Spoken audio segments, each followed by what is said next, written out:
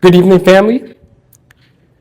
I want to begin on how I'm honored to be here, not just to speak, but to stand on where history is respected, where elders are present, where tradition still matters.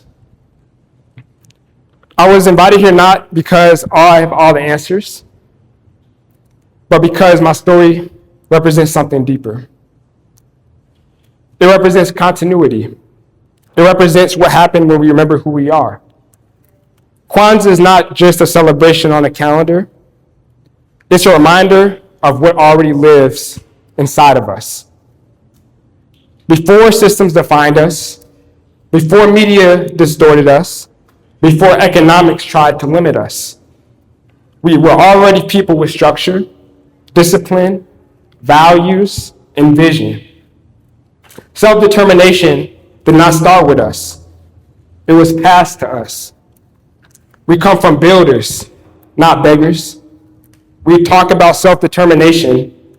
We are not talking about a modern idea. We are talking about inheritance.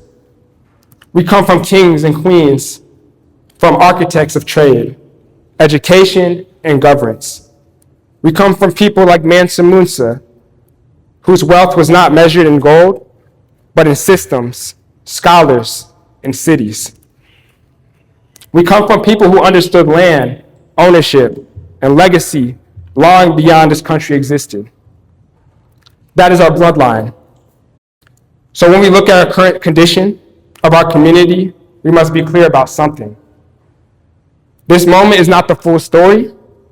It is one chapter. It is not the chapter that defines us. History was interrupted, not erased. There was a time in this country when even fewer rights, fewer protections, and fewer resources our communities owned more. After desegregation, Black home ownership was greater than it is today. Let that sit for a moment. With less access, we own more. So the question becomes, what changed? It wasn't a lack of intelligence. It wasn't a lack of effort. It wasn't a lack of value. It was disruption. The war on drugs, mass incarceration, redlining, the dismantling of Black institutions, the separation of families, the manipulation of our image. They didn't want to attack their wallets. They attacked our consciousness. And when people lose consciousness, they become consumers instead of creators. That is not accidental. Our leaders understood this clarity. This is voices like Malcolm X spoke so fiercely about self-determination. And this is why Fred Hampton focused heavily on unity, coalition, and shared economic interest. Fred Hampton didn't understand unity without strategy, knew that it would not last. Our leaders were not just dreamers, they were system thinkers. Kwanzaa represents what we truly are, already are. It asks us to remember. It reflects principles that already live in our communities: collective responsibility, purpose, creativity, faith in ourselves, and most important, self-determination. These are not foreign ideas, they're ancestral habits. Kwanzaa reminds us that we were never meant to survive alone. We were meant to build together. The present is challenging, but not defining. Today we live in a world that feels uncertain. Technology is changing, jobs are changing, systems are changing. Yes, digital tools matter. Yes, automation matters. But to be clear, especially for this room, technology is not here to replace our values.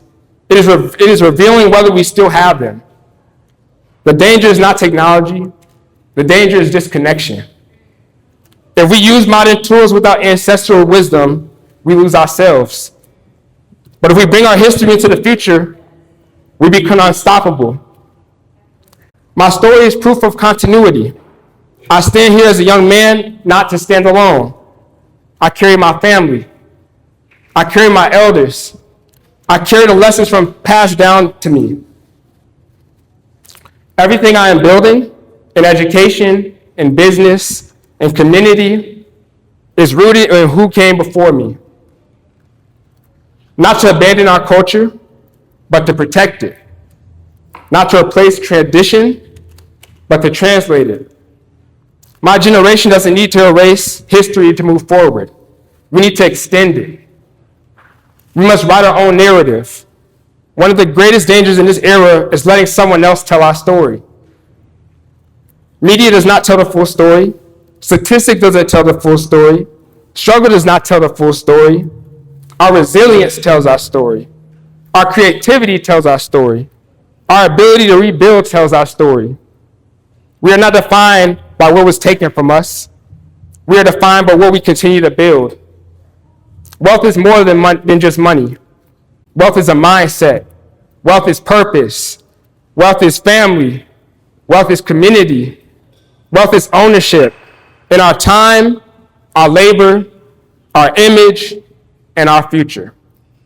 Our ancestors understood this. That's why they built schools. That's why they built businesses. That's why they support one another when no one else would. We survived because we chose ourselves. That is self-determination.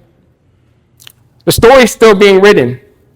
So tonight we honor Kwanzaa. Let us be clear. We are not celebrating the past because it is gone. We are celebrating because it is alive. It lives in our decisions. It lives in our families. It lives what we choose to build next. We are not behind. We are not broken. We are not finished. We are in the middle of the story. And this chapter, this generation, will be the one that remembers who we are.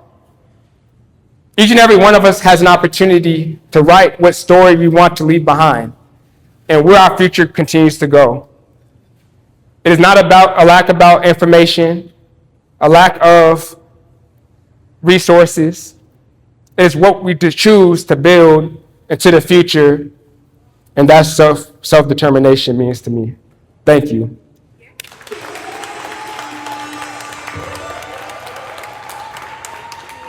Thank you.